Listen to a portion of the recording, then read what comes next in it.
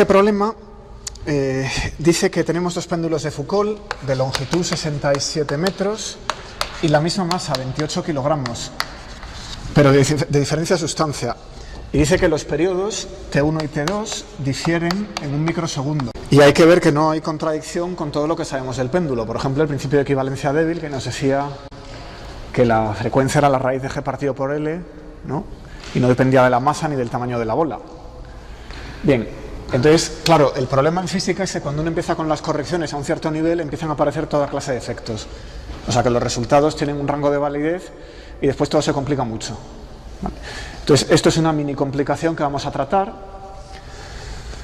¿Qué tenemos por aquí? Pues un péndulo de radio R1 o de radio R2.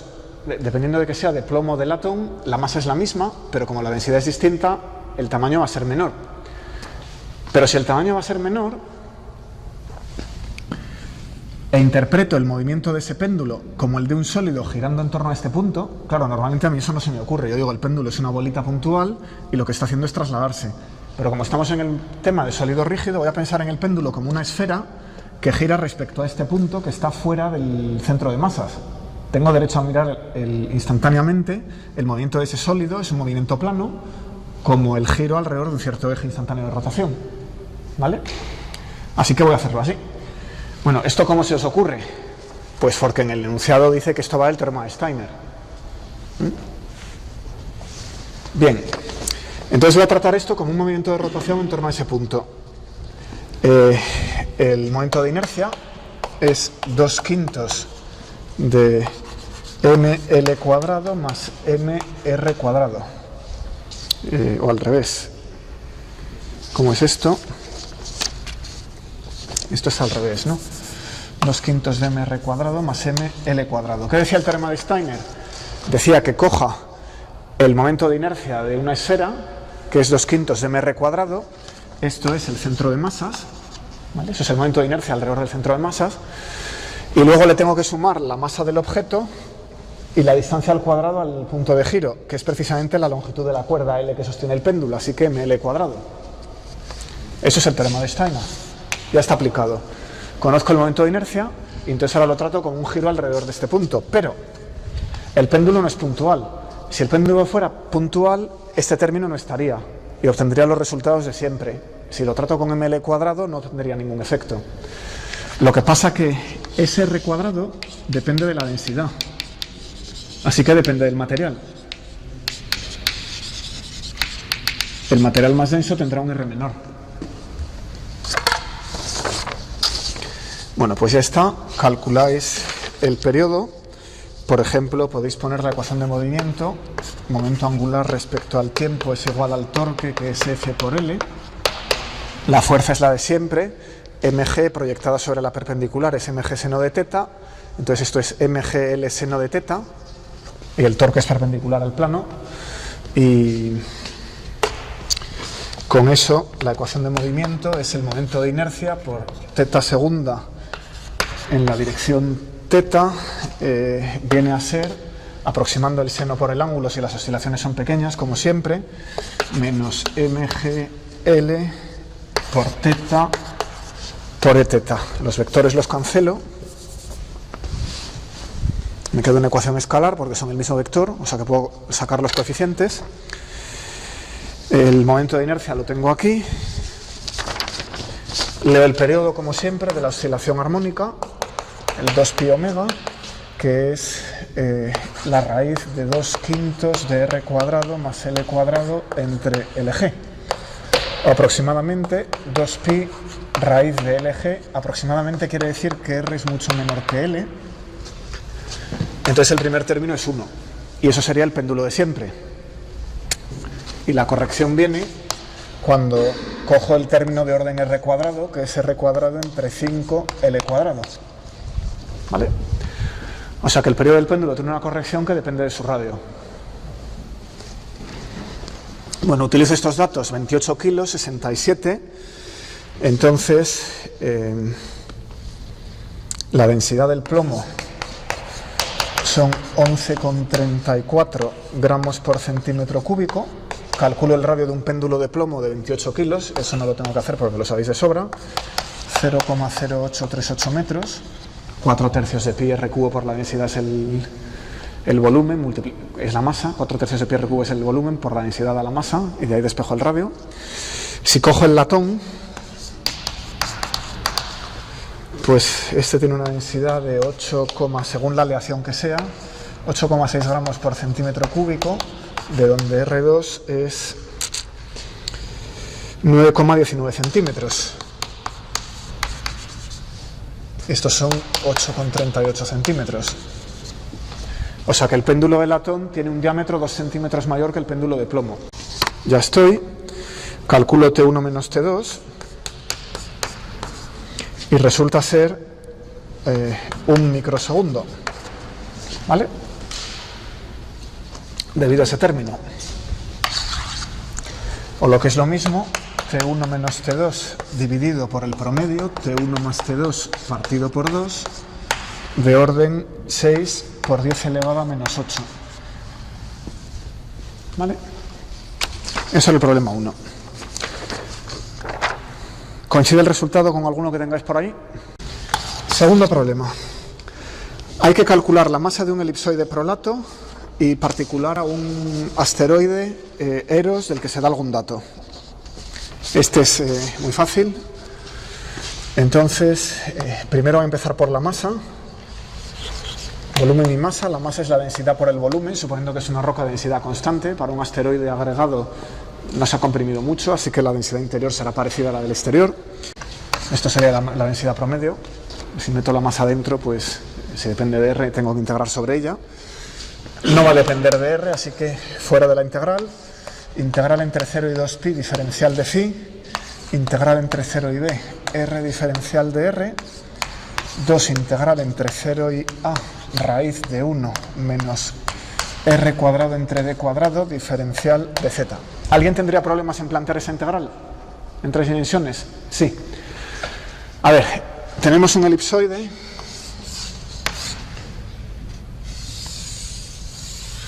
Ese es el eje Z, el eje Y, el eje X. Este es el ángulo phi. Voy a cambiar al amarillo. ¿Vale? Entonces, un punto cualquiera del elipsoide se caracteriza por 3 números en coordenadas cilíndricas, R, phi y Z. ¿Vale? Esta altura es la Z. La distancia al origen proyectado sobre el plano XY es la R. Y el ángulo que forma esa R con el eje X es la phi. ¿Vale? Esas son las 3 coordenadas cilíndricas de cualquier punto sobre el elipsoide. Entonces el elemento de volumen alrededor de ese punto, ¿qué vale un poquito de volumen ahí? Pues si giro infinitesimalmente voy a recoger un R diferencial de phi. Eso es el arco del giro. R diferencial de phi es el arco que giro. Si avanzo hacia afuera infinitesimalmente recojo un diferencial de R. Eso es el diferencial de R. Y si avanzo hacia arriba infinitesimalmente recojo un diferencial de Z. ¿Vale? O sea que eso es el elemento de volumen. Esos 3 diferenciales son el diferencial del volumen alrededor del punto R phi Z. Bueno, entonces ahora los límites de integración, que es donde siempre viene lo más difícil, ¿verdad? Phi va de 0 a 2pi. Mira, ese no es difícil. El elipsoide tiene de semiejes A y B. Entonces en el plano XY es prolato. El eje Z es el que es distinto. Entonces en el plano XY los 2 semiejes son B, luego el radio de la circunferencia en el plano XY es precisamente B, así que la integral sobre R se extiende de 0 a B. ¿Y la integral sobre el eje Z hasta dónde voy? Pues eso dependerá de en qué punto me encuentre. Aquí es una, aquí es otra altura. En cada punto es una altura distinta. Como el perfil de un elipsoide es el de una elipse de revolución, hemos cogido una elipse, le hemos hecho girar en 3 dimensiones, esta curva es una elipse, que es esta. O sea, que la integral iría desde menos la elipse hasta más la elipse. Pero como la integral es par en z, no tengo que integrar desde menos la elipse. Pongo 2 e integro de 0 la elipse. ¿Contento? Voy a terminarlo.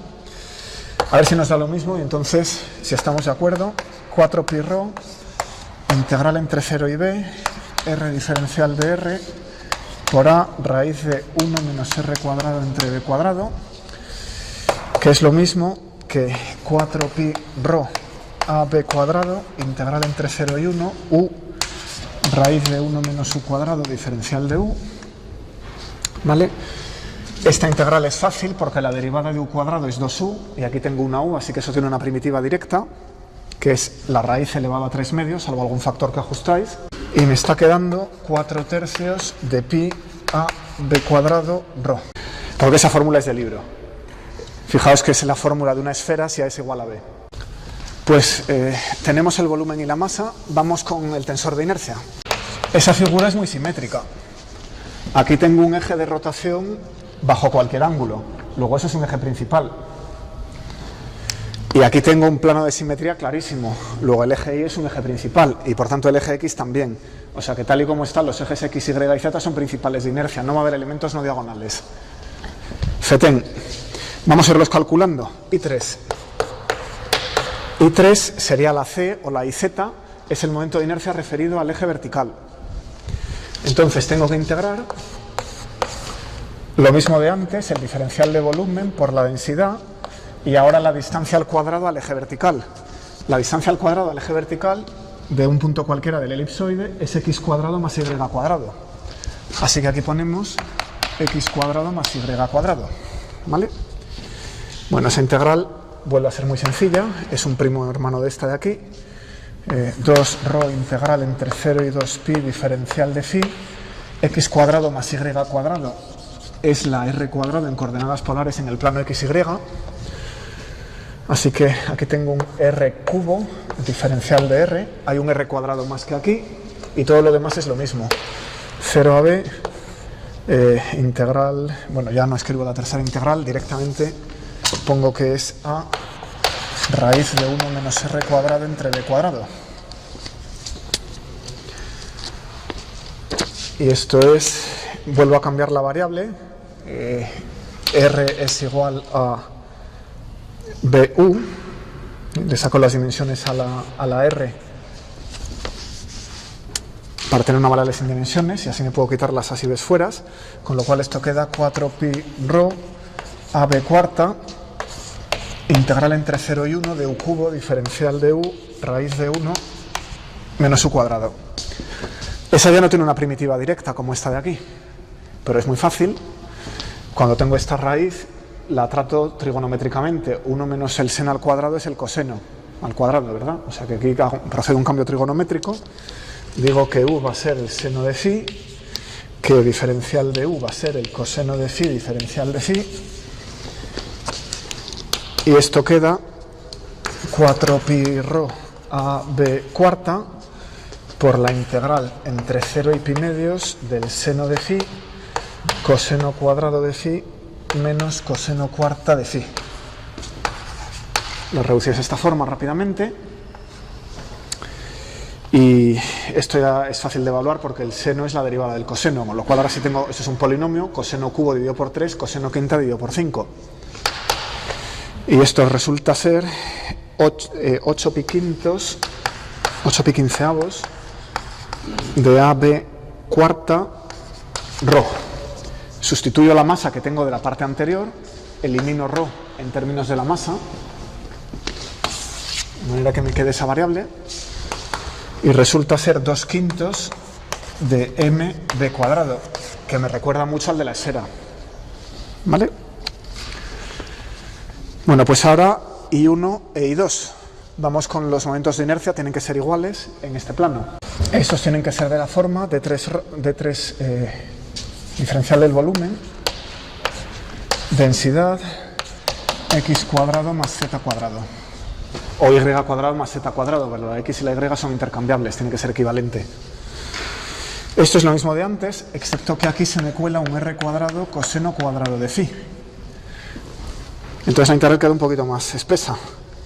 Esto es 2 rho integral entre 0 y 2 pi diferencial de phi, integral entre 0 y b, r diferencial de r, integral entre 0 y a, raíz de 1 menos r cuadrado entre b cuadrado, que es la elipse, r cuadrado coseno cuadrado más z cuadrado, diferencial de z.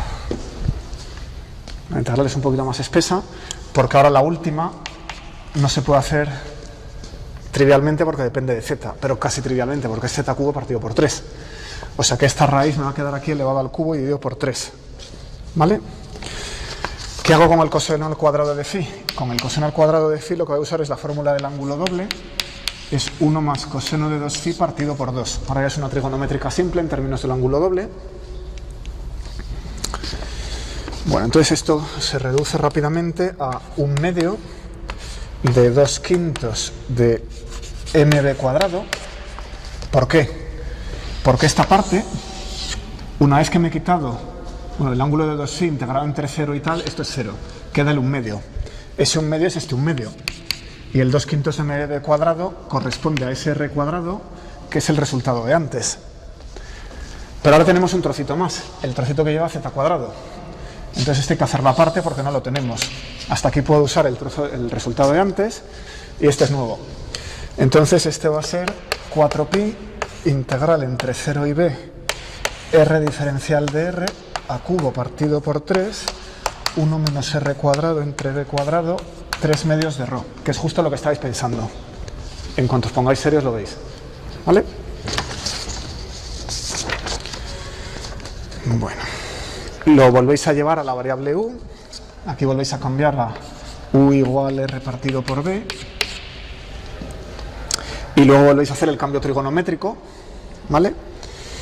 Y os queda el 1/5 de mb cuadrado que sale de este lado y luego más ma cuadrado, ese es el segundo término, por la integral entre 0 y pi medios de seno de phi, coseno de phi, diferencial de phi por coseno cubo de phi.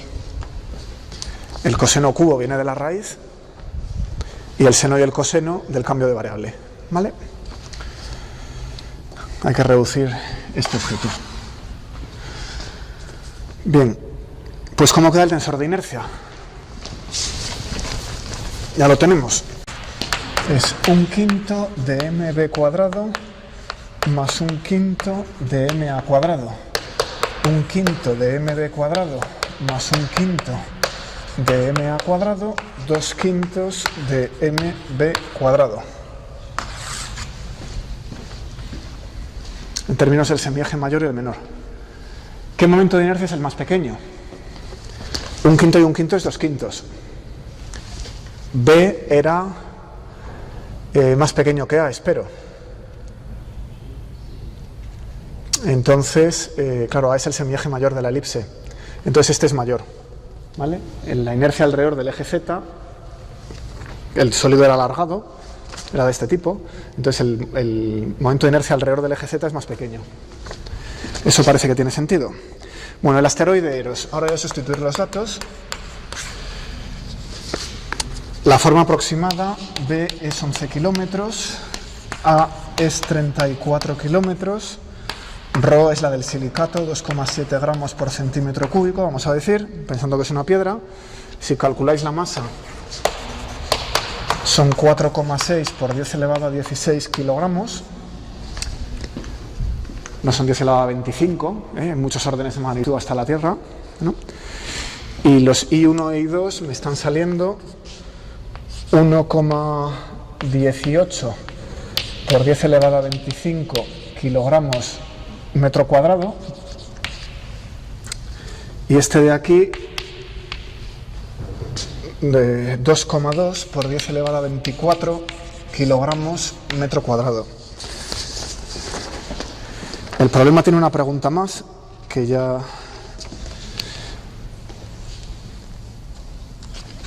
es un poquito menos obvia. Esto se acaba y media, ¿verdad?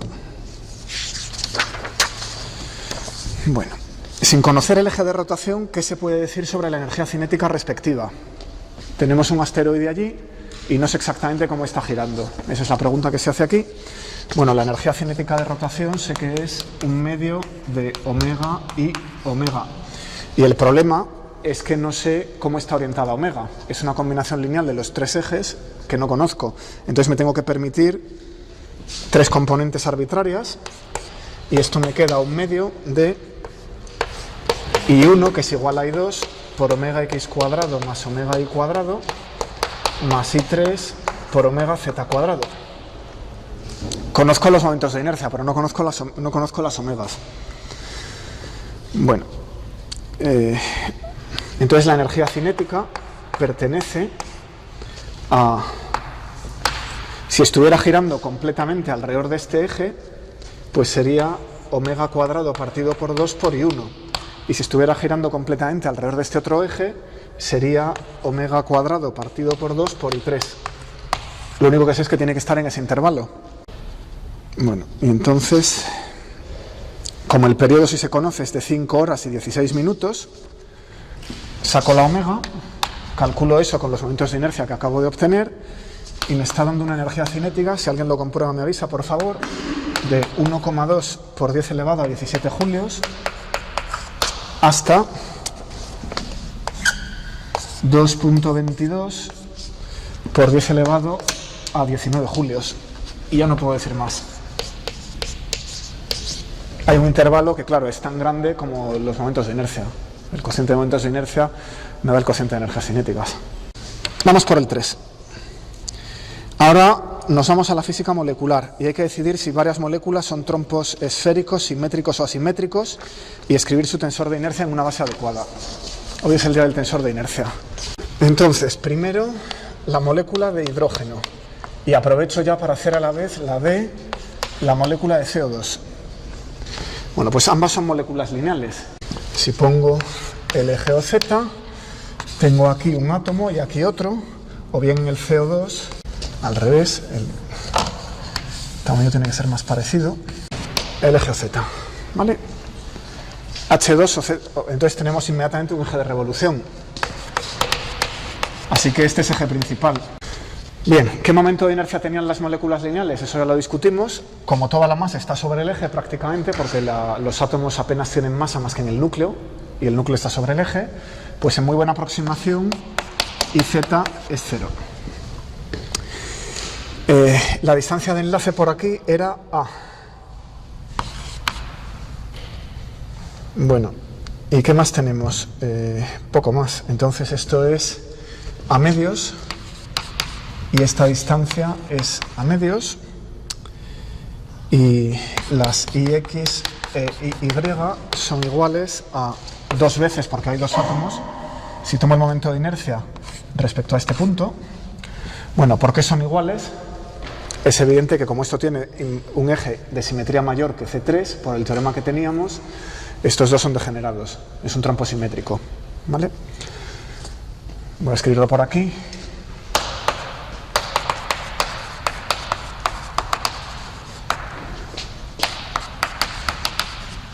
Esto era uno de los teoremas de los dos teoremas de simetría que teníamos.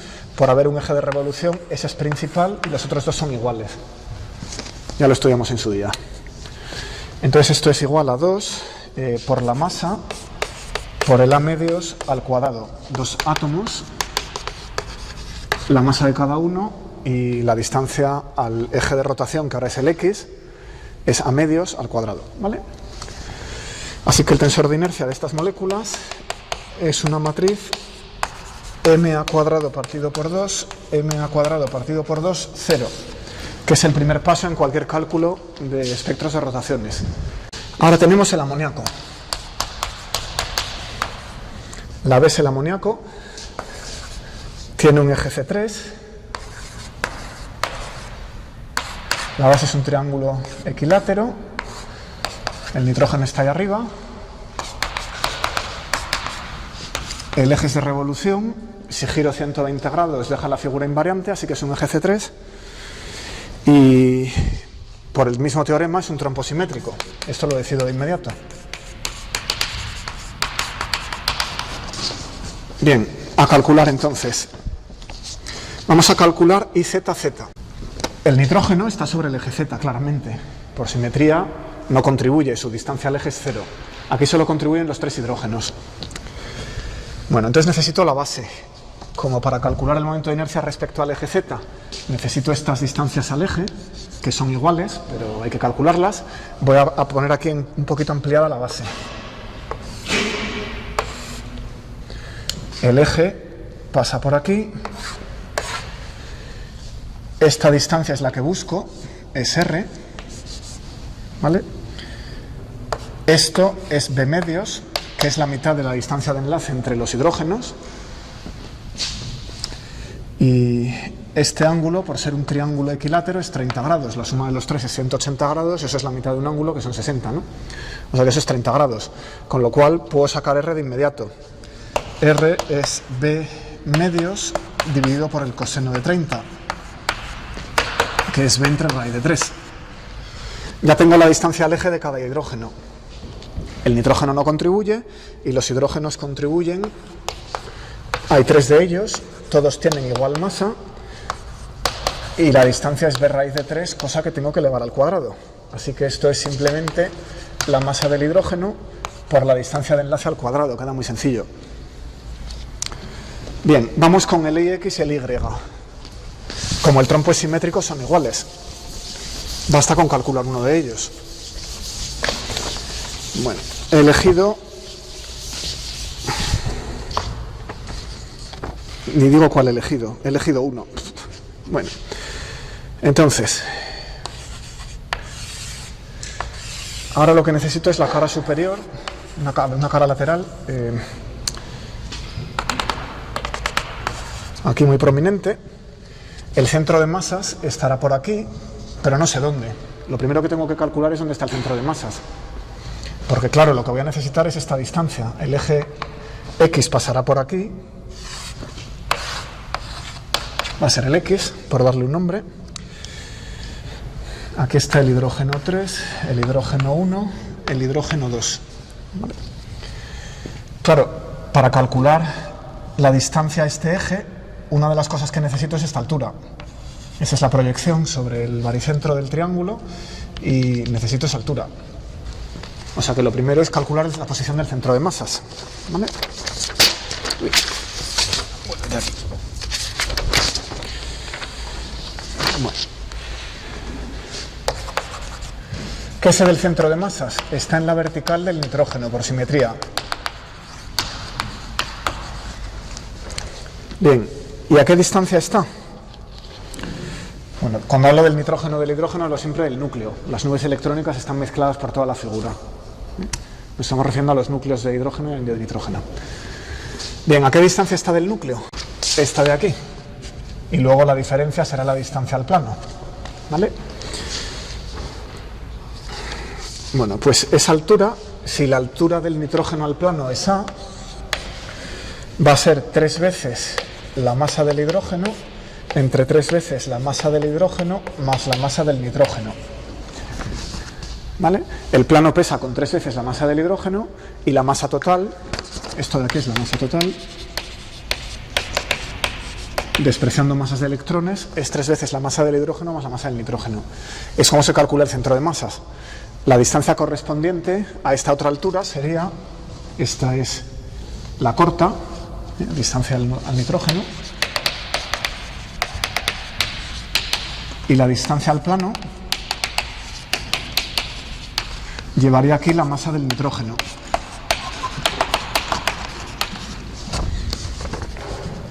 De manera que la suma de las dos debería devolver A.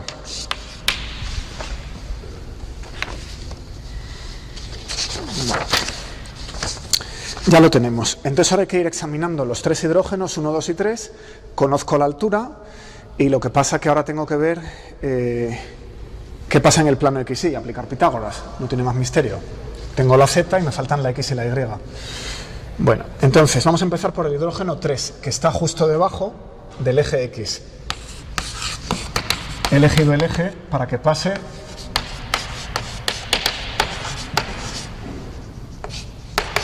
debajo del tercer hidrógeno, ¿vale? Al revés, justo encima del tercer hidrógeno, eso. Bueno, entonces la distancia al eje sería la raíz de, como el hidrógeno está justo debajo del eje, no me tengo que desplazar en el plano XY, así que 0 al cuadrado más 0 al cuadrado. En el plano XY no me desplazo nada y me queda la altura, que era, el nitrógeno es 14, 14 y 3, 17, el nitrógeno es 14, o sea que esto es 14A entre 17 al cuadrado, aproximadamente, que es simplemente 14A entre 17, asumiendo que no hemos tenido la mala suerte de tener un isótopo. Si tenemos un isótopo, cambia el momento de inercia. Si tenemos un hidrógeno cambiado por un deuterio, el momento de inercia cambia. ¿Vale? Esa es la distancia de 3 al eje. Bien, la distancia de 1 y 2. Ahora sí me tengo que desplazar en el plano XY. El 2, si el eje X pasa por aquí, tengo que desplazarme hacia él y luego hacia arriba. O sea que ese es un poquito más complicado. Y este es el 14a entre 17, que es el incremento de z al cuadrado. Y ahora en el plano XY, ¿cuánto me tengo que mover? Pues es este de medios, ¿vale? La mitad de la distancia de enlace. Entonces, me lo traigo aquí.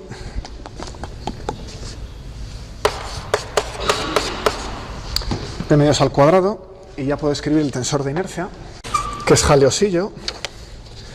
Es 14a entre 17 al cuadrado mh veces 3. Hay 3 hidrógenos más 2b cuadrado entre 4 mh cuadrado. Hay 2 hidrógenos que contribuyen. Y finalmente el nitrógeno. La distancia del nitrógeno aquí es este 3mh, que es 3 entre 17, ¿vale? Esa es la contribución del nitrógeno. Pues 3 entre 17 por A al cuadrado por la masa del nitrógeno, 0, 0. La segunda fila tiene aquí un 0, aquí tiene lo mismo y al final tiene otro 0.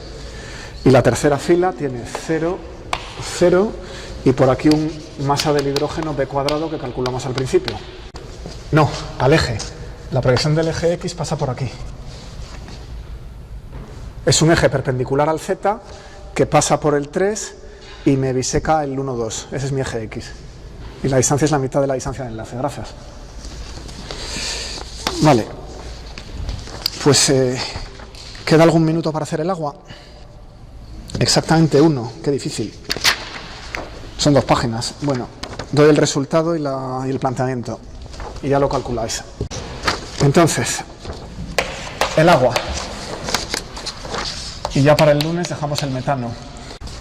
Vamos a elegir el plano XY como el plano de la molécula. Y el eje perpendicular al plano va a ser el Z. El plano de la molécula es de simetría. Por el teorema de simetría, eso quiere decir que el eje Z es principal. ¿Vale? Pero la simetría del eje de rotación es una simetría C2. Eso me dice de nuevo que el eje, en este caso, el eje Y es principal, por simetría de rotación, el Y es un eje C2, así que OY es principal, pero como solo es de orden 2, no me dice que hay otro eje degenerado con él. O sea que no sé que el trompo sea simétrico, en general va a ser un trompo asimétrico. Si OZ y OY son principales, OX no se puede mezclar con nadie, también tiene que ser principal. Pero los momentos de inercia no tienen por qué ser iguales. Así que el trompo en principio es asimétrico. Planteáis esto de la misma manera, es más sencillo. Tenéis que poner coordenadas cartesianas y calculáis las distancias al eje. Y os doy el resultado. A ver si os sale. A ver, en términos de qué lo voy a dar, me hace falta plantear las variables. Oxígeno, hidrógeno, hidrógeno, la distancia de enlace es d y el ángulo entre los hidrógenos es θ. ¿Vale? De manera que os será útil utilizar que esta distancia es d seno de θ medios.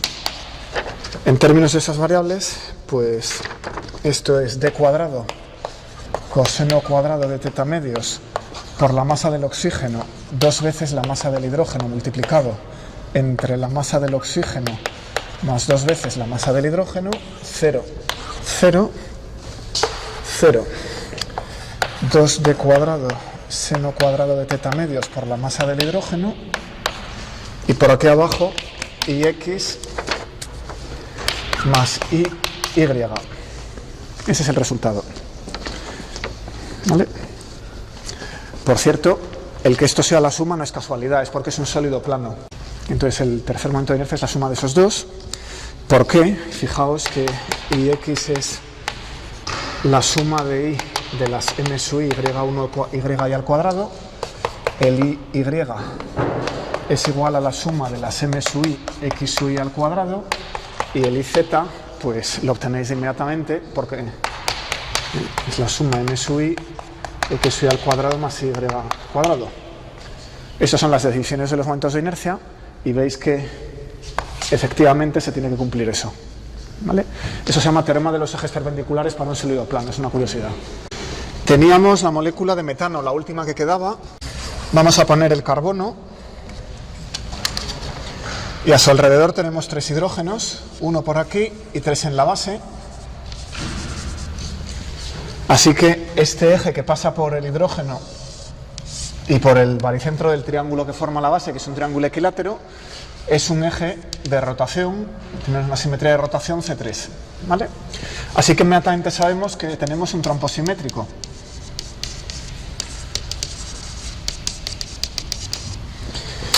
Bueno, más aún, voy a demostrar rápidamente que es un trompo esférico, tiene más simetría todavía. Es decir, de aquí sabemos que Ix es igual a I sub Y, pero Iz no sabemos si es igual a los otros dos o no. Vamos a ver que sí lo es.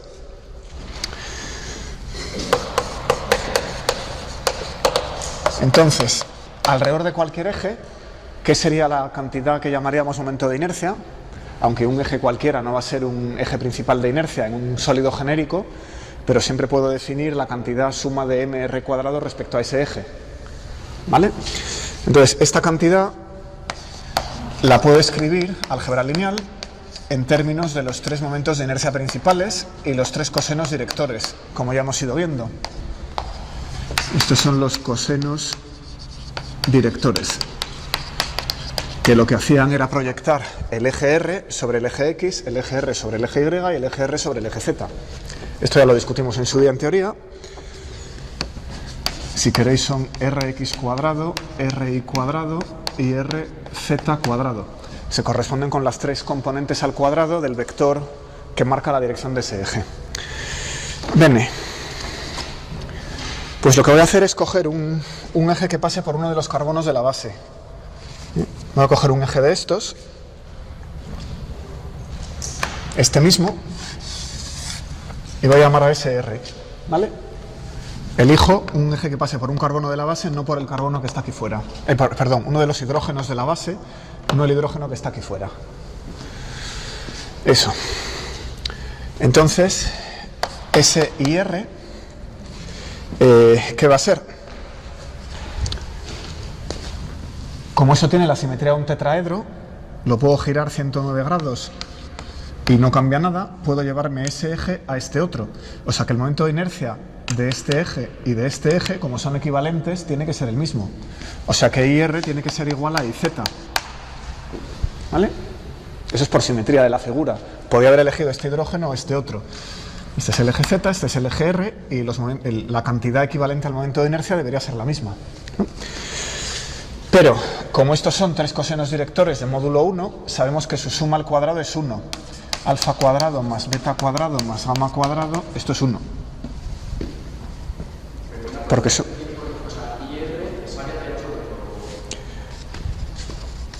Sale por este... Si saliera hacia nosotros saldría de este hidrógeno.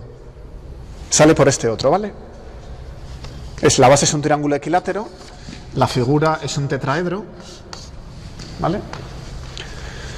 Entonces, por simetría decía que IR es igual a IZ y también decía que alfa cuadrado más beta cuadrado más gamma cuadrado es 1, porque los 3 cosenos lo que están haciendo es orientar un vector de módulo 1, ¿no? Bien, entonces, de esta ecuación que voy a poner aquí, esto tiene que ser igual a IZ, ¿vale? Y X sé que es igual a Y, son iguales porque era un trompo simétrico, esto ya lo sabíamos por haber un eje de simetría, C3, y X es igual a Y, y todo es igual a IZ otra vez. Entonces lo que queda es IZ por alfa cuadrado más beta cuadrado es igual a Ix por alfa cuadrado más beta cuadrado es igual a Iz por 1 menos gamma cuadrado, pasando este Iz al otro lado, que da 1 menos gamma cuadrado. Bien, pero alfa cuadrado más beta cuadrado, que lo tengo aquí, es 1 menos gamma cuadrado. Así que Ix es igual a Iz. Y eso termina la demostración. Ix será igual a Y, pero ahora resulta que también es igual a Iz. ¿Vale? O sea que los tres momentos de inercia son iguales y el tensor de inercia es de la forma Iz, Iz, Iz. Es un trompo esférico, pero no es una esfera, es un tetraedro. ¿Vale? Tiene suficiente simetría para que los tres ejes principales de inercia tengan igual momento de inercia. Bien, pues calculemos uno de ellos y ya está, ya los tenemos todos. Entonces, la base otra vez era un triángulo equilátero. Este es el hidrógeno 2, hidrógeno 4, hidrógeno 3 y por aquí arriba está el hidrógeno 1. Bien, el centro de la figura, el baricentro, va a estar por aquí arriba, en algún sitio. Esta distancia va a ser D y la distancia al eje va a ser R.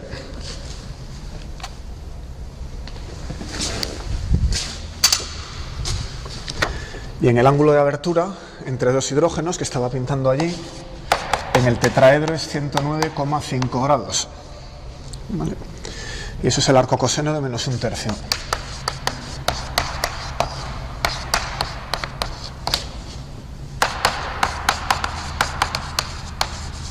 Esa es la geometría del tetraedro. Entonces, esta R, ¿qué es? Pues tengo que coger la D, la distancia al baricentro, y la tengo que multiplicar por el coseno de teta menos pi medios, que es lo mismo que D seno de teta, que es este ángulo. El coseno de teta, el teta menos pi medios es este ángulo. Entonces, con eso saco Iz, que es 3mh cuadrado, 3mh por r cuadrado, así. Este no contribuye porque está sobre el eje de giro, ¿vale? Cada uno de los otros contribuye con su masa y r cuadrado. Como hay 3 hidrógenos en la base, son 3mh cuadrado. 3 hidrógenos y luego la masa y r cuadrado, ¿no? Su masa y r cuadrado, y la distancia es d por el coseno de este ángulo, ¿vale? Entonces, esto se calcula rápido, es 3mh d cuadrado seno cuadrado de teta, que es lo mismo que 3mh d cuadrado por 1 menos coseno cuadrado de teta, pero teta decíamos que era el arco coseno de menos un tercio, y entonces queda 3mh d cuadrado por 1 menos un noveno, que es igual a 8 tercios de mh d cuadrado. El carbono no contribuye, claro, porque está sobre el eje de giro. Este hidrógeno tampoco contribuye, está sobre el eje de giro. Contribuyen los 3 hidrógenos y con una cuenta pues se saca ese 8 tercios que se pone aquí, aquí y aquí. Vamos con el 4. El 4 está sacado del libro de Antonio Rañada, del texto principal, no de la colección de problemas, creo. Se trata del techo de un tío vivo al que le está cayendo agua. Ese es el tío vivo, está girando el techo y por aquí está cayendo agua porque llueve. El agua se va escurriendo hacia abajo a lo largo de la pared del tío vivo y claro, cuando llega al borde sale despedida, pero como el tío vivo está girando, le imprime al agua un poquito de giro y la expulsa con un movimiento de giro, o sea, no la expulsa en línea recta radialmente, sino que se da un poquito de velocidad. Entonces eso cuesta momento angular. ¿Quién paga ese momento angular? Pues lo tiene que pagar el motor que hace girar el tío vivo. Vamos a ver qué par le corresponde. Es muy sencillo. Entonces la masa de agua que estamos emitiendo, pues es la que entra, es la que tiene que salir. ¿Cuánto entra? El área del techo por delta L, delta T, que es el agua que me está cayendo por unidad de tiempo. ¿Qué altura de agua cae sobre el tío vivo por unidad de tiempo? Eso es el volumen de agua por unidad de tiempo, le pongo la densidad del agua y ya la tengo, ¿vale? Entonces, el área del tío vivo es pi r cuadrado. Delta L, delta T, se dice que son 2 centímetros de agua por hora. Y luego la densidad del agua. Bueno, la frecuencia de revolución del tío vivo son 11 vueltas por minuto. Así que si divido por 60 lo puedo poner en hercios. Y el radio, se dice que el diámetro son 6 metros, así que el radio es la mitad, son 3 metros. Ya tenemos aquí puestos los datos. El agua que cae al tío vivo, la frecuencia con la que gira y el radio. Bien, pues el par. ¿De dónde saco el par? ¿Qué es lo que se pide? Ecuación del movimiento. El cambio de momento angular tiene que ser el par. Este problema es de primero realmente. Pero bueno, está bien. Entonces, delta L es la masa R por V. ¿Vale? El momento angular que se lleva la gota de agua que ha saltado fuera del tío vivo, ha saltado del techo, se lleva su masa, la distancia a la que estuviera del eje de giro, eso me va a dar la R, y la velocidad con la que salga despedida. Ese es el momento angular que se lleva la gota de agua. Las sumo todas y con eso tengo el par, rápidamente. ¿Vale? Bueno, ¿qué sube en este punto? La velocidad radial no se va a llevar momento angular, solo me interesa la velocidad tangencial para que ese producto vectorial no sea cero. O sea que a todos los efectos esto es igual que delta m r por omega por r, que es la velocidad tangencial con la que sale el agua, omega por r. Bien, esto es lo mismo que delta de m por r cuadrado omega menos omega r escalar y luego por r vector. O lo que es lo mismo, es delta m, voy a sacar los módulos, r cuadrado omega por la proyección de omega perpendicular a r. De omega, como he sacado el módulo, esto es ya la dirección. ¿Vale? Eso se ve aquí. Una vez que quito los módulos, aquí veo el vector omega menos su proyección de r veces el vector r. O sea que eso le quita la componente longitudinal a lo largo de r a la omega y me queda la proyección perpendicular. Pero como omega en este caso es vertical y r eso está en el plano horizontal, son perpendiculares. Así que este módulo directamente es igual a 1. La dirección de giro ya es perpendicular a la radial. Bien, pues, ¿qué es el momento angular? Delta m por r cuadrado por omega. Por unidad de tiempo, delta L por unidad de tiempo es r cuadrado por omega por la masa por unidad de tiempo. Pero la masa por unidad de tiempo ya la conozco. Esto es, aquí me queda poner el unidad de tiempo. Atentos aquí arriba, me ha faltado un delta t. Entonces esto es omega por pi r cuarta por la densidad por la altura de agua acumulada por unidad de tiempo. Si colocáis los números me está saliendo 1,63 newton metro, que es un par muy chiquitito. O sea que el tío vivo no se está esforzando demasiado en evacuar el agua como se espera. El 5. Tenemos un cilindro que rueda por una rampa. Y lo que se pide es encontrar la distribución de densidades que minimice la aceleración de descenso y no hay deslizamiento. Tenemos una rampa. Aquí hay un cilindro, o sea que es un sólido plano. Está girando en torno a este eje, es un movimiento plano. La rampa está fija, no puede retroceder. Esto tiene un radio r y una distribución de densidad rho de r, r minúscula, ¿vale? baja con velocidad v, así que la condición de rodadura es que la velocidad de un punto en el centro del cilindro hacia abajo, la traslación, es igual a R mayúscula omega, igualando la longitud recorrida sobre la circunferencia con la longitud rodada sobre el plano, ¿vale? Como siempre.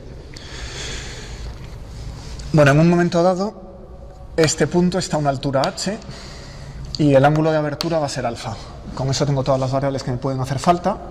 Es un problema de un solo grado de libertad, ¿vale? Vamos a ello. Intento construir el lagrangiano. ¿Qué vale la energía cinética?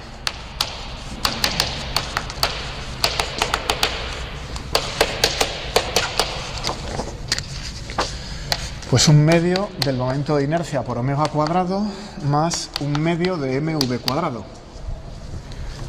Tomando el origen en el centro de masas, tengo una energía cinética de giro y una energía cinética de traslación. Bueno, la potencial.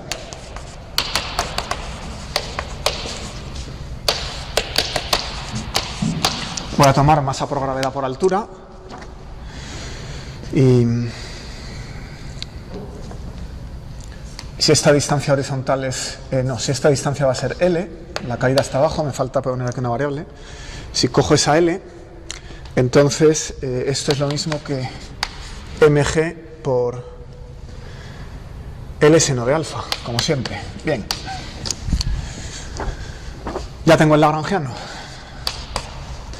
T menos v es igual a un medio de I omega cuadrado más mr cuadrado omega cuadrado menos mgl seno de alfa.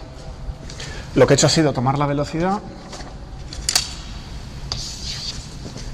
y cambiarla usando la condición de rodadura por r omega. O lo que es lo mismo, un medio de I entre r cuadrado más m r cuadrado omega cuadrado menos mgl seno de alfa. ¿Le podéis dar una interpretación física a esta manera de escribir la energía cinética? He tomado el término cinético y lo he combinado con el de rotación para dar un solo término, que es proporcional a omega cuadrado. Luego todo parece una sola energía de rotación. ¿Qué interpretación tiene? Es como si considerara que todo el sólido está girando alrededor de este punto. Recordad que para un sólido plano siempre hay un eje instantáneo de rotación. En este caso pasa por aquí, ¿vale? Todo el sólido está girando en torno a este punto, instantáneamente. Un instante más tarde el eje se ha movido aquí, claro, es un eje instantáneo de rotación. Y eso lo veo que toda la energía cinética parece de rotación. Y eso lo puedo sacar del teorema de Steiner, claro. Trasladando el eje de rotación de aquí a aquí. Vale. Pues a la ecuación de movimiento. Lo que tengo que hacer es sacar la derivada respecto al tiempo de la parcial del lagrangiano respecto a la velocidad, que es L punto menos la parcial del lagrangiano respecto de L igual a 0. Y voy a usar la L como coordenada. ¿Vale? Claro que la L la tomo desde aquí. O sea que según subo, aumenta L. Eso quiere decir que la V es negativa en este caso, porque la V está disminuyendo L. O sea que esta L punto es menos V. Pequeño detalle. Sustituís el lagrangiano aquí, sacáis las derivadas y me despejáis que la derivada de la velocidad es g seno de alfa dividido por 1 más I entre mr cuadrado. ¿Vale? ¿Por qué aíslo la aceleración? Esta V punto. El problema decía que teníamos que encontrar la distribución de densidades que minimiza esto. ¿Y dónde demonios está aquí la distribución de densidades? Dentro del momento de inercia. El momento de inercia va a depender de la distribución de densidades. O sea que eso es la parte cero del problema y ahora empezamos de verdad. Tengo que pasar de la distribución de densidades al momento de inercia y tengo que encontrar aquella distribución que minimiza aquella aceleración. Bueno, y sabemos que es la integral sobre todo el sólido de la densidad en el punto R del sólido veces la distancia al cuadrado al radio de giro. Le voy a poner un perpendicular diciendo perpendicular al radio de giro, es decir, la distancia en este plano, porque el radio de giro sale del plano. Bien, En este caso tengo la longitud del cilindro, y vamos a llamarla con otra letra, L minúscula, para evitar confusión con la distancia del plano. Longitud del cilindro, la distancia a lo largo hasta el origen de la cuña, 2pi, integral entre 0 y r de r perp, de r perp, la densidad por r perp al cuadrado. Esto es la integral en polares, 2pi veces la integral de r diferencial de r en el plano, y luego pongo una L, que sería la longitud del cilindro fuera del plano. Y ya integro con la distancia del eje al cuadrado y la densidad. Lo que hay que buscar es esto para que se minimice aquella cantidad. Bien. Entonces voy a estudiar la cantidad que quiero tratar, que es este I entre mr cuadrado. ¿Qué pinta tiene I entre mr cuadrado? Esto es, hay un montón de factores. Claro, si calculo la masa, ese 2pi se va a ir, porque al calcular la masa del cilindro también tengo un 2pi de la integral azimutal, y esa L se va a ir. Luego el cociente solo va a comparar las integrales radiales. Las escribo juntas. Esta es la integral entre 0 y r de r perp, 1 de aquí, 2 de aquí, me deja un cubo, diferencial de r perp por la densidad. Y si calculo la masa, lo que me queda es la integral entre 0 y r de simplemente el elemento de área en ese plano. Veces la densidad, claro, pesado con la densidad. O sea que la diferencia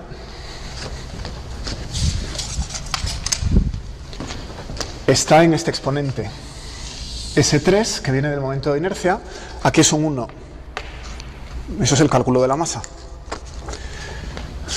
Entonces, voy a hacer aquí un esquemita. Una cosa que puedo hacer es sacar las R mayúsculas, y eso simplifica de manera que pueda pintar esto en variables sin dimensiones de 0 a 1. De 0 a 1. Así que lo que voy a hacer es sacar una R. Esto es lo mismo que R a la cuarta, eso tiene dimensión de R a la cuarta, veces la integral entre 0 y 1, U cubo diferencial de U por rho de U. Y aquí tengo R cuadrado y dentro otro R cuadrado. Así que sale un R a la cuarta y queda la integral entre 0 y 1 de U diferencial de U, rho de U. Las R a la cuarta se cancelan.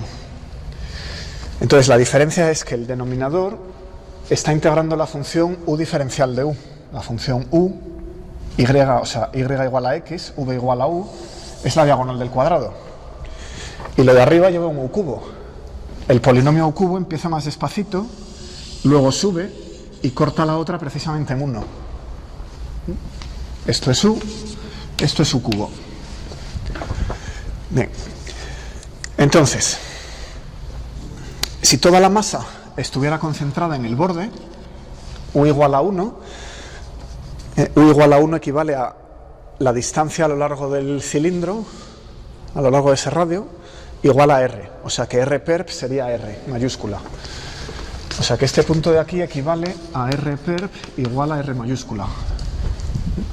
Si eso ocurriera, serían iguales. De manera que el momento de inercia sería I igual a mr cuadrado. Y eso se cancelaría en el cociente y dejaría un 1. ¿Y si estoy por debajo? Si estoy por algún sitio aquí, entonces U cubo es más pequeño. Eso quiere decir que esta integral es más pequeña que esta otra, porque la densidad es positiva, ¿vale? U cubo es positivo, la densidad es positiva, luego si este número es más pequeño, la integral es más pequeña que esta. Análisis elemental. ¿Eso qué quiere decir? Que el momento de inercia baja. Pero si el momento de inercia baja, como está en el denominador, la fracción aumenta. O sea que la aceleración aumenta. Es decir, que si me muevo de este punto para abajo, me aumenta la aceleración. Y como me piden que la minimice, lo que tengo que hacer es quedarme aquí. Así que U igual a 1 es la solución. R perp igual a R. ¿Eso qué es? Toda la masa. Si quiero minimizar V punto, voy a escribirlo en un momento. Si quiero minimizar V punto, tengo que maximizar el momento de inercia, porque está en el denominador. todo es positivo, y entonces si tengo que maximizar el momento de inercia, tengo que poner que la densidad de Rperp esté concentrada en R. Así que es una constante por una delta de Rperp menos R, si queréis representarlo así. O si no habéis visto la delta de Dirac por alguna razón, simplemente es una rueda hueca, donde toda la masa está en el borde de la rueda. ¿De acuerdo?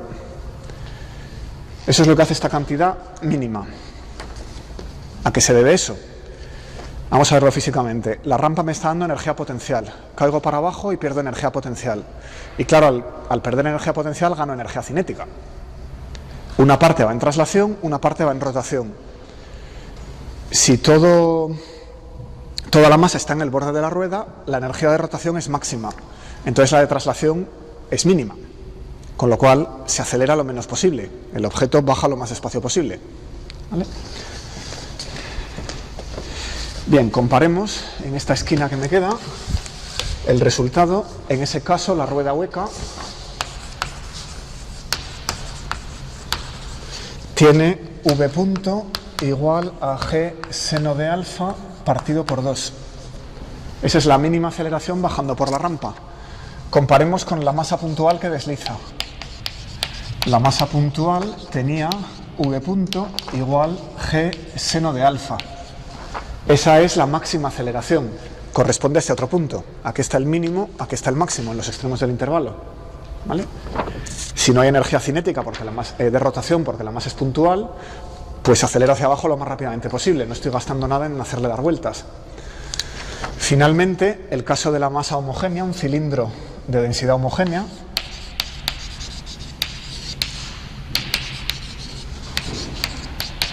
pues sabemos que el momento de inercia era un medio de mr cuadrado, ¿verdad?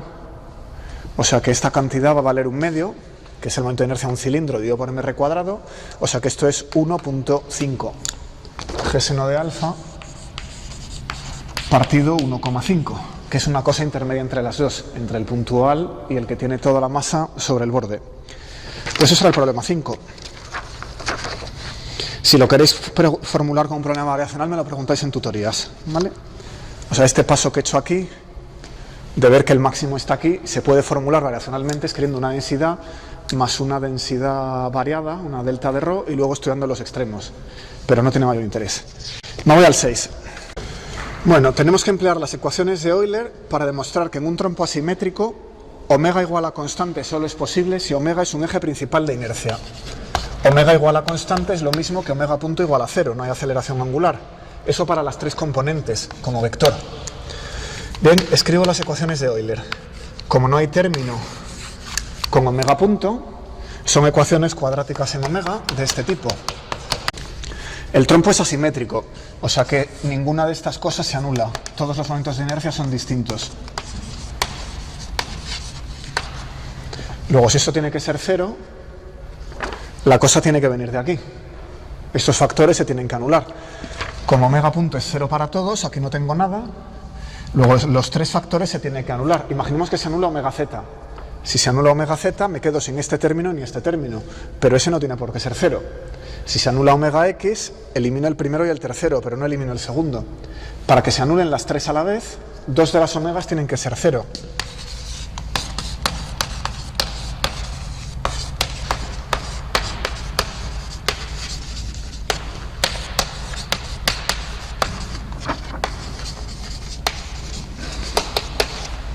¿Vale? Con lo cual solo queda una. ¿De acuerdo? O sea que si quiero que omega punto sea 0, el giro debe ser alrededor de un eje principal.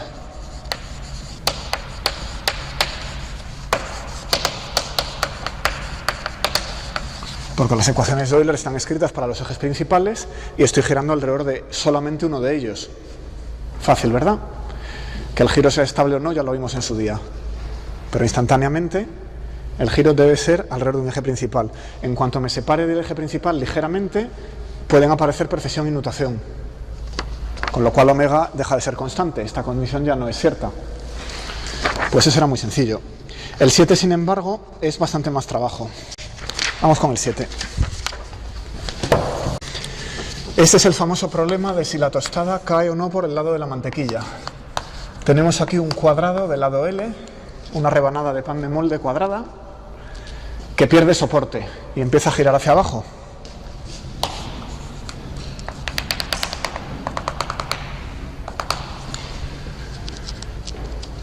Entonces empieza a girar y mientras esté girando apoyada sobre este punto, el centro de masas solo baja un poquito, ¿verdad? Pero una vez que gire 90 grados se cae del todo y tiene un movimiento de caída libre. O sea que esto es un movimiento de rotación seguido de un movimiento en caída libre. Pero claro, como ha adquirido una velocidad angular inicial, en ese movimiento de caída libre está girando. Bueno, entonces vamos a escribirlo inicialmente.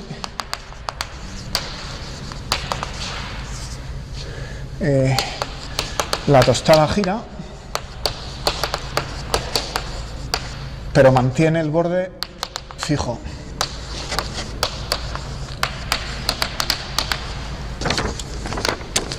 Cuando ha girado 90 grados, cae libremente. Pero por la parte anterior ha adquirido un movimiento de rotación. Así que a la vez que cae, gira. Por eso es un problema de este tema, es un problema de un sólido rígido girando. ¿Vale? En ese momento, la tostada se ha puesto perpendicular a la superficie de la mesa, que es esta, sigue girando y cae. Ahora se traslada también.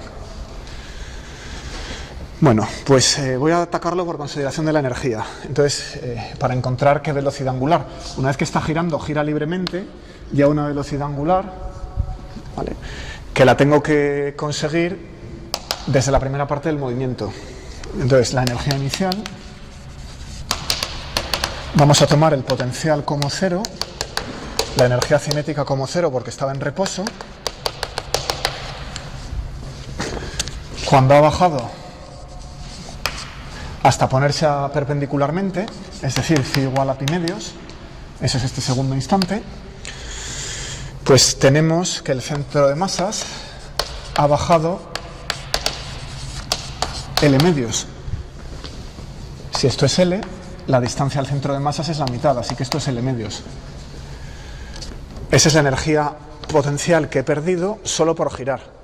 En ese instante, toda esa energía potencial se ha ido a rotación. Así que I medios de omega 1 cuadrado, que es la energía en este instante, y vamos a llamarlo instante 1,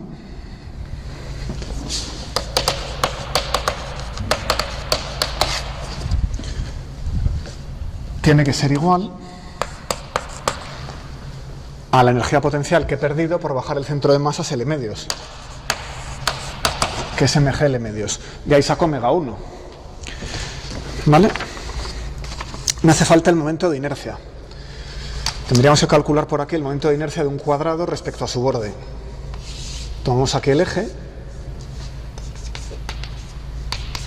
calculamos en una patada el momento de inercia. Esto es la integral entre 0 y L diferencial de X, la integral entre 0 y L diferencial de Y, de la masa por unidad de área, la densidad areolar, y ahora la distancia al cuadrado al eje de giro de cada uno de los puntos. Y esa distancia al cuadrado, pues claro, es x cuadrado, porque este va a ser el eje Y. Así que coloco aquí un x cuadrado y he terminado. Calculo la integral de Y es L, la integral de X me va a dar L cubo partido por 3. Y es la densidad sigma L cuarta partido por 3. Esa cantidad se la suele llamar sigma. Vamos a por unidad de área. Sustituyo la masa de una rebanada pues es el área, que es L cuadrado por M, L cuadrado por sigma es la masa, o sea que cojo de aquí sigma y L cuadrado y me queda ML cuadrado partido por 3. Esto es elemental, ¿verdad? Bueno, pues eso es esta cantidad. Esto es ML cuadrado partido por 3. Despejo la omega y me queda que omega en el instante en que empezó a girar es raíz de 3G entre L. Vale, o sea que el instante inicial tenía la tostada horizontal, ha girado, lleva velocidad angular omega y ahora cae libremente y sigue girando, pero como ya no hay par, porque ahora el centro de masa se está moviendo libremente, antes había un par respecto al punto de sujeción, pero ahora ya no hay tal cosa, entonces esa omega se mantiene constante, sigue girando y tenemos un eje principal, o sea que no hay cambios de la omega. Pues ahora vamos a considerar el movimiento en caída libre. Tenemos que el ángulo es mayor o igual que pi medios y vamos a caer una altura h. Aquí está la tostada de tamaño L y está girando y cayendo. Entonces el centro de masa se acelera con la gravedad, ¿verdad? Lo que percibe es una gravedad g y la caída sabemos que es y igual h menos L medios, que es donde empezó el centro de masas en esta parte después de haber bajado L medios, menos gt cuadrado partido por 2, tomando aquel tiempo 1 como el tiempo inicial de caída libre. O sea que T1 va a ser igual a 0. Si no, aquí habría un menos T1. ¿Sí? ¿Qué es el qué? La masa por unidad de área. Bueno, ¿qué pasa cuando la tostada toca el suelo? Este movimiento se extiende hasta que toque el suelo. Entonces ahora que hay una parte del problema muy difícil que voy a simplificar. Al llegar al suelo, que está muy lejos, comparado con el tamaño de la tostada, va a caer desde aquí, entonces voy a despreciar el tamaño de la tostada frente a la h. ¿Vale? Esa h es bastante mayor, la h típica es 75 centímetros y el tamaño de la tostada 10 centímetros. Con lo cual voy a despreciar L frente a h. ¿Vale?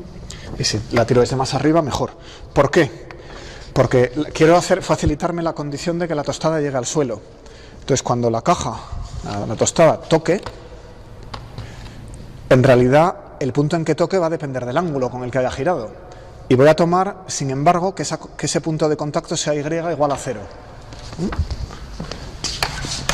Lo cual no es exacto. Pero si quiero ver que cuando toque quiero saber exactamente a qué altura está el centro de masas, tengo que saber con qué ángulo ha tocado. Entonces el problema se enreda, porque hay que resolver varias cosas a la vez. Con esta condición es bastante fácil. Así que lo voy a hacer así. La aproximación no es demasiado mala. Entonces el tiempo de caída hasta ese instante es la raíz de esta ecuación de h menos L medios por 2 entre g. Entonces el tiempo de caída, que es lo mismo que la raíz de 2h menos L dividido por g. Típicamente,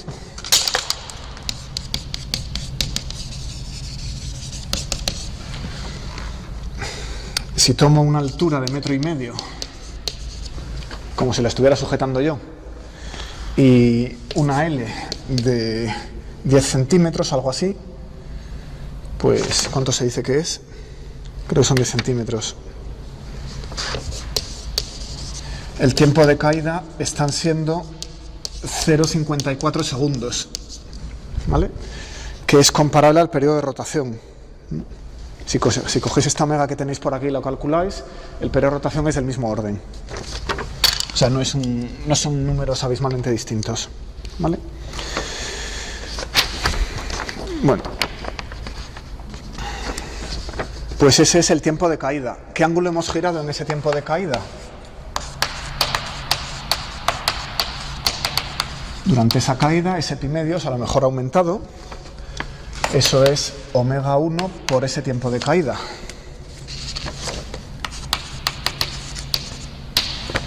Entonces, esto es la raíz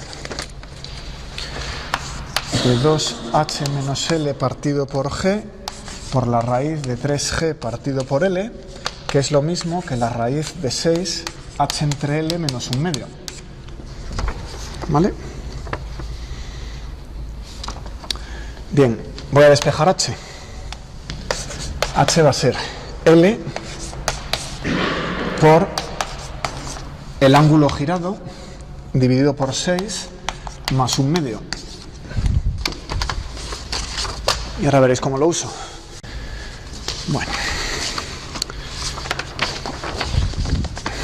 Me voy a hacer una tabla.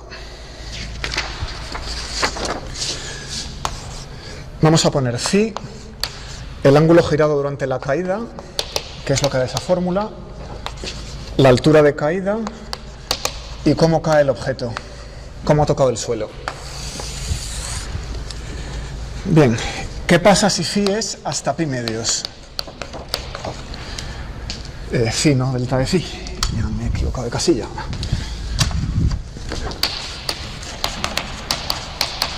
Si es hasta pi medios, pues cuando delta phi es pi medios, aquí ha habido 0.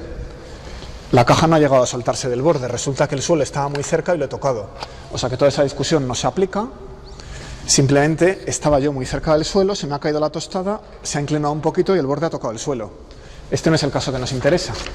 Bueno, la altura es hasta los 5 centímetros, L medios, ¿no? Y la tostada cae boca arriba, que es como la tenía sujeta originalmente. Bueno, ¿qué pasa si gira hasta 3 pi medios?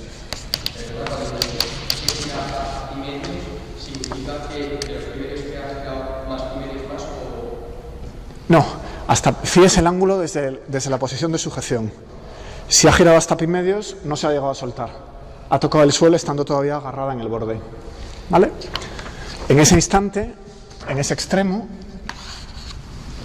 el ángulo girado durante la caída es 0. No ha habido caída. Ahora ya sí, ya nos pasamos de pi medios hasta 3 pi medios y sigue girando hasta 3 pi medios.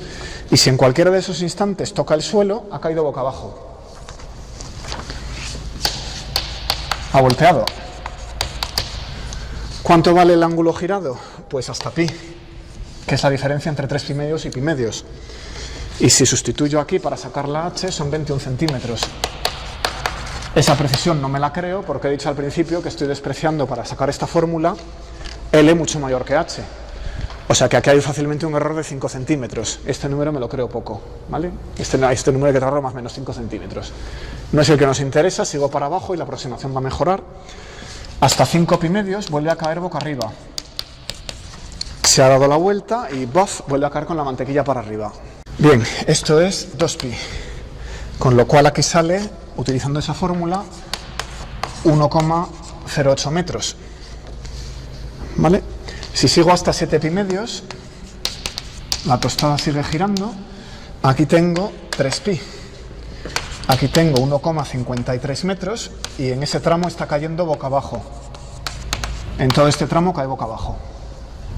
¿Vale? Si me voy hasta 9 pi medios, esto es 4pi. Estos son 2,68 metros, que está aquí arriba, ¿verdad? Y cae boca arriba en todo este tramo. ¿Vale? Bueno, en realidad, debido a la resistencia del aire, esas alturas había que acortarlas un poco. Son sistemáticamente altas, pero hemos despreciado la resistencia del aire a la tostada, que tampoco es demasiado grande. No gira muy deprisa, ¿no?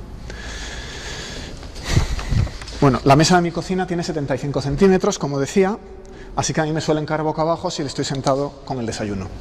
¿Vale? Si la tengo encima de la mesa y me cae, suele caer boca abajo, porque estoy en este rango, entre hasta 1 metro, más o menos. A partir de 1 metro, si la estoy sujetando exactamente por el borde aquí, en este otro rango me caen boca arriba, ¿vale? Hasta 1,5 metros. Bueno, problema, que todo esto está suponiendo que la tostada se sujetaba por el borde, y muchas veces no se sujeta por el borde, sino por un punto más cerca del centro de masa, si uno es un poco hábil. Así que vamos a corregir esto para que el punto de sujeción esté, digamos, a mitad de camino al centro de masas. A ver cómo cambia la cosa. Es decir, tengo la mesa y ahora la tostada estaba colocada así. El centro de masas está fuera, porque si estuviera dentro del punto de sujeción no se caería, tiene que estar fuera, pero no está muy lejos, digamos que está a la mitad de camino. Así que esto va a ser L cuartos y esto va a ser otros L cuartos. Y hasta aquí ya L medios. ¿Vale? Hay que calcular el momento de inercia respecto a este nuevo eje. para calcular de nuevo la velocidad de giro inicial, ¿verdad? Esa integral es la integral entre 0 y L diferencial de x, la integral entre 0 y L diferencial de y, m entre L cuadrado, que era la sigma de antes, y ahora la distancia al eje de giro, que va a ser la x menos L cuartos al cuadrado, porque he desplazado el eje de giro de 0 a L cuartos. Luego he corregido aquí. Calculo esa integral, es un polinomio, así que es muy sencilla, y es m L cuadrado por 7 entre 48.